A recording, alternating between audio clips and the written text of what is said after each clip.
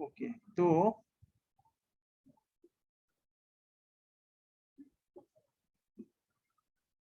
Hello participants to rename, इसको बंद करते हैं, ठीक है ना। फिर चैट, अरे 4 लोग और थे, वो लोग नहीं आ रहे हैं अभी, ठीक है ना। अब देखो, ये जो velocity of point with respect to centre mass है, इसका मैग्नीट्यूड क्या है, v है, समझ में आया ना। तो ये जो पॉइंट p है, इसका जो नेट वेलोसिटी है, ये दोनों का वेक्टर सम है कि नहीं, vcm और vpcm का।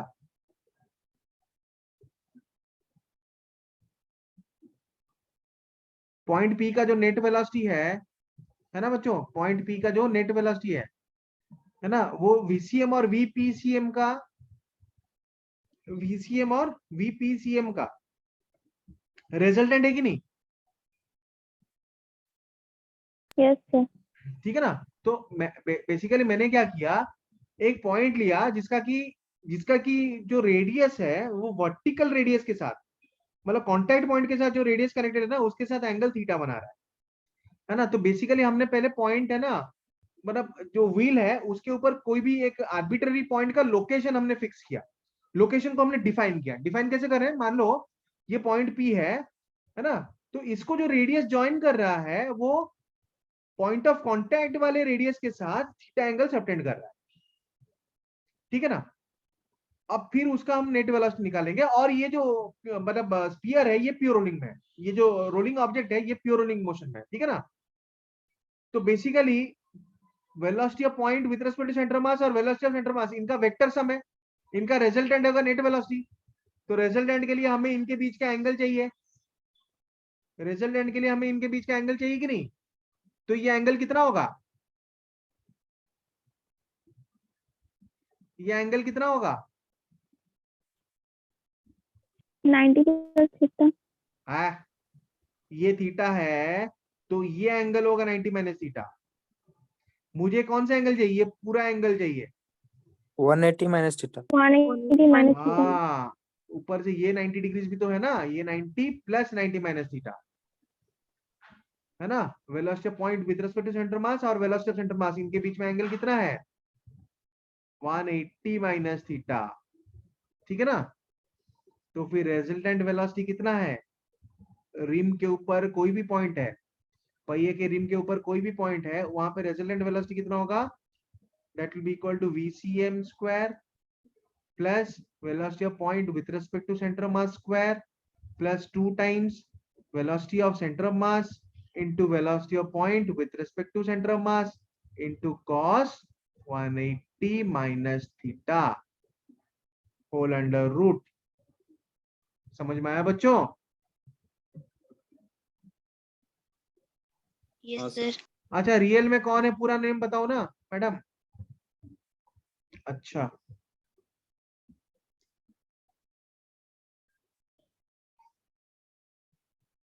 तो आंचल, अनुराग, चंदन, ज्योति,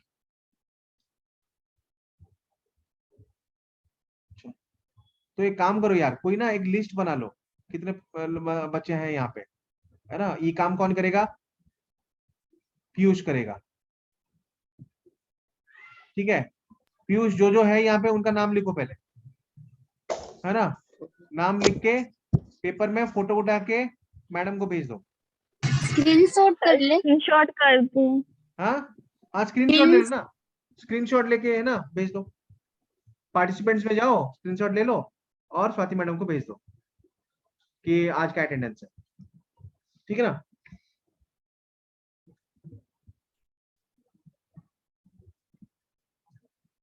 तो वेलोसिटी ऑफ पॉइंट क्या होगा, vcm square plus vpcm square, ठीक है ना। अच्छा, vcm क्या है, vcm v है, vcm velocity of centre mass और velocity of point with respect to centre mass, pure rolling के केस में दोनों सेम है ना। vcm अगर का vcm is equal to omega R, तो vcm अगर v हुआ तो ओमेगा आर भी तो v होगा ना। तो दोनों में v स्क्वायर यूज कर लो, v square plus 2v square cos 180 minus theta whole under root. समझ में आया, इंप्लाइज वेलोसिटी ऑफ पॉइंट ये क्या होगा, 2v² प्लस, अच्छा 2v² cos 180 minus theta is equal to minus cos theta whole under root implies vp कितना होना चाहिए? vp is equal to 2v² whole into 1 minus cos theta whole under root, है ना? तो फिर implies velocity of point क्या होना चाहिए? that is equal to 2v² into 2 sin square theta by 2 whole under root. तो velocity of point with respect to velocity, net velocity of point कितना आ रहा है? vp is equal to 2v sin theta by 2. समझ में आया बच्चों? तो sir rolling में, हाँ सर ये रियलमी कौन है? रियलमी, हाँ ये रियलमी नाम शो कर रहा है, किसका है ये? अभी कोई रियलमी है क्या? नहीं, रियलमी तो अभी नहीं कोई, हाँ तो इसके पहले। इससे पहले था ना? पता नहीं मैडम, चलिए ठीक है सर, ओके। है ना? मैडम बाकी बच्चों को थोड़ा कॉल कर लीजिए। सर मैं बात कर ली हूँ बच्चों से। क्या कर रहे हैं? नेटवर्क इशू है हम्म और विश्वजीत को एक्चुअली वो थोड़ा सा पॉजिटिव हो गया है, तो वो अपने घर से निकल नहीं पा रहा। उसके घर में भी नेटवर्क इशू है, जब नेटवर्क अच्छा, अच्छा। रहता है तो लग जाता है, नहीं तो नहीं लग पाता। अच्छा, और स्मृति लिप्सा भी अभी गई हुई है अपने गांव तरफ। मान लो कि यहाँ पे पॉइंट ऑफ कांटेक्ट का एक्सीलरेशन आ गया, मान लो कि यहाँ पे पॉइंट ऑफ कांटेक्ट का एक्सीलरेशन आ गया, समझ में आ रहा है ना बच्चों? ठीक है, तो फिर क्या होगा? मतलब पॉइंट ऑफ कांटेक्ट का अगर एक्सीलरेशन आ गया, ग्राउंड के पॉइंट का एक्सीलरेशन क्या है? 0। ग्राउंड का एक्सीलरेशन क्या है? 0। लेकिन ग्राउंड के साथ ये जो व्हील है, इसका जो भी पॉइंट ऑफ कांटेक्ट है, अगर उसका एक्सीलरेशन आ रहा है तो फिर उसका एक रिलेटिव एक्सीलरेशन आ गया ग्राउंड के रेस्पेक्ट में। तो फिर उसका एक रिलेटिव एक्सीलरेशन आ रहा है कि नहीं ग्राउंड के रेस्पेक्ट में? समझ में आया ना बच्चों? Yes sir. तो इसका मतलब है कि अभी प्योर रोलिंग नहीं होगा।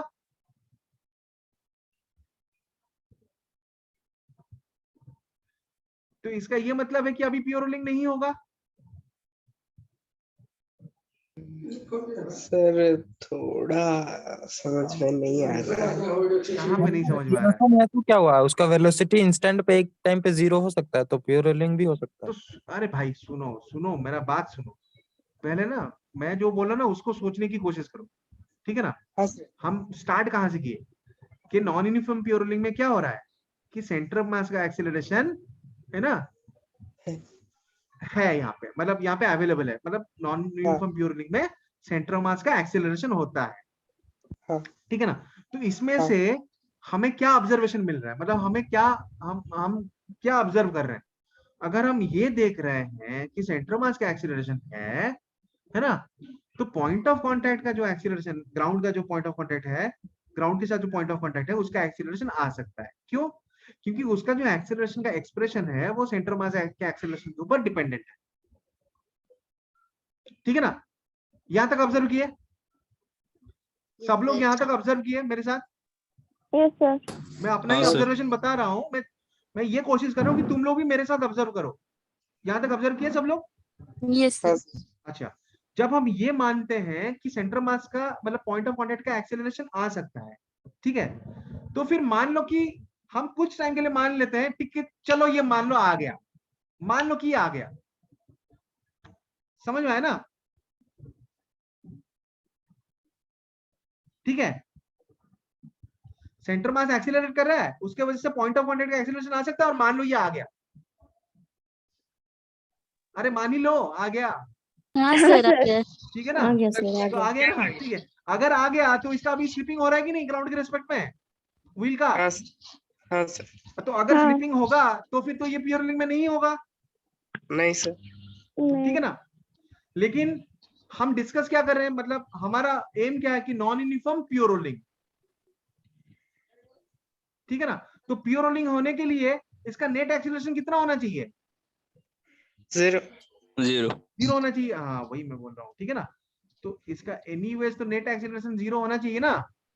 Yes sir. तो ये नेट एक्सीलरेशन को जीरो करने के लिए ये जो सेंटर मास का एक्सीलरेशन आ रहा है ना, ठीक है ना, इसको पॉइंट ऑफ कांटेक्ट का जो एक्सीलरेशन है सेंटर मास के रिस्पेक्ट में बैलेंस करना चाहिए ना। हाँ सर। अगर ये जीरो हो गया implies contact point acceleration with respect to center of mass plus acceleration of center of mass is equal to 0। तो फिर acceleration of center of mass is equal to minus of acceleration of point of contact with respect to center of mass। मतलब कि इस point का है ना एक centre mass के रेस्पेक्ट में एक्सीलरेशन होना चाहिए जो कि सेंटर मास के एक्सीलरेशन को बैलेंस कर लेगा, completely Yes. Oppose cancel out कर लेगा। समझ में आया? Yes sir. ठीक है, फिर से वापस मैं फिर से वापस पहले से ही दोहराता हूं, ठीक है ना। नॉन यूनिफॉर्म प्योर रोलिंग में सेंटर ऑफ मास का है ना, नॉन यूनिफॉर्म प्योर रोलिंग में सेंटर ऑफ मास का एक्सीलरेशन एग्जिस्ट करता है, ठीक है। अब सेंटर मास के एक्सीलरेशन के एग्जिस्ट करने के वजह से जो पॉइंट ऑफ कांटेक्ट का एक्सीलरेशन है जो कि डिपेंडेंट है किसके ऊपर, सेंटर मास के एक्सीलरेशन के ऊपर, ठीक है ना, जो कि डिपेंडेंट है सेंटर मास के एक्सीलरेशन के ऊपर, जो कि डिपेंडेंट है सेंटर मास के एक्सीलरेशन के ऊपर, ठीक है ना। तो पॉइंट ऑफ कांटेक्ट का मतलब एक्सीलरेशन आ सकता है, लेकिन उस केस में क्या होगा, अगर सेंटर मतलब पॉइंट ऑफ कांटेक्ट का एक्सीलरेशन आ गया तो फिर प्योर रोलिंग नहीं हो रहा है। तो इसका मतलब है प्योर रोलिंग होने के लिए पॉइंट ऑफ कांटेक्ट का नेट एक्सीलरेशन भी जीरो होना चाहिए। तो ये एक एडिशनल पॉइंट है, कहां पे, नॉन यूनिफॉर्म प्योर रोलिंग में। कांटेक्ट पॉइंट का तो वेलोसिटी जीरो है ना, और पॉइंट ऑफ कांटेक्ट का भी नेट एक्सीलरेशन जीरो होना चाहिए। तो वैसा होने के लिए पॉइंट ऑफ कांटेक्ट का नेट एक्सीलरेशन जीरो होने के लिए है ना, पॉइंट ऑफ कांटेक्ट का सेंटर मास के रिस्पेक्ट में जो एक्सीलरेशन है ना, वो सेंटर मास के एक्सीलरेशन को कैंसिल आउट करना चाहिए, तब जाके उसका नेट एक्सीलरेशन जो है वो जीरो हो जाएगा।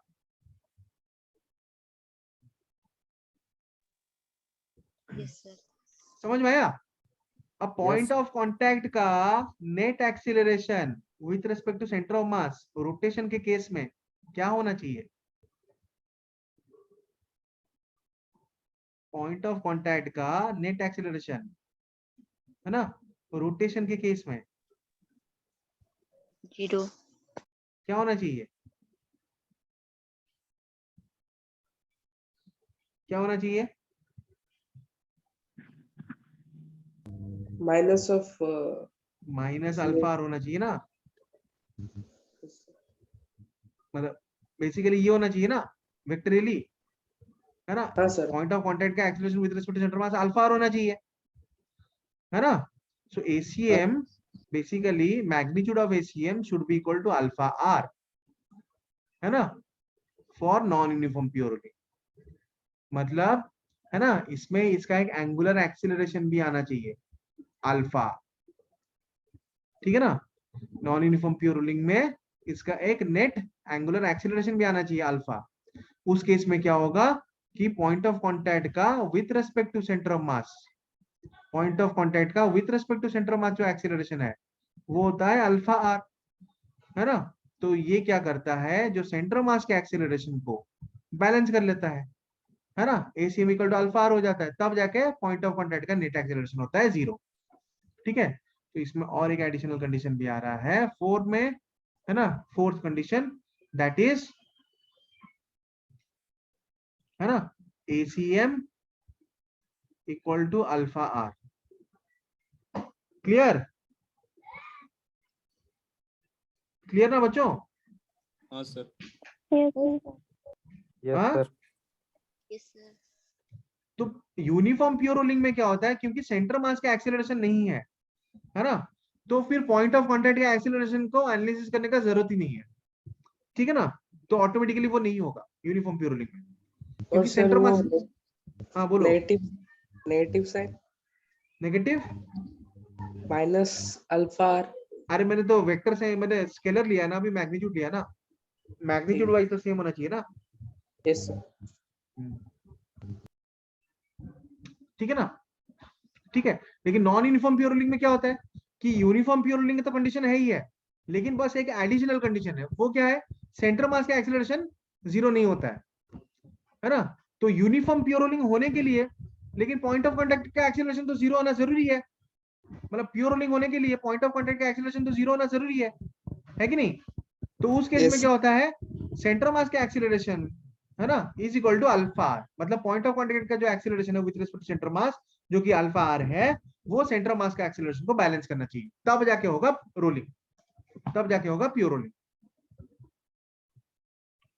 है ना। सो ये कंडीशन जरूरी है non uniform pure rolling. Is that clear? Yes, sir. Okay, लिख लिया सब लोगों ने? हाँ सर। ओके चलो, तो आज का क्लास ओवर है ना। कल कुछ और कॉन्सेप्ट डिस्कस करेंगे, फिर प्रॉब्लम डिस्कस करेंगे, ठीक है। Yes sir. Thank you, sir. या welcome, Thank you, sir. Thank you, sir. Welcome everyone.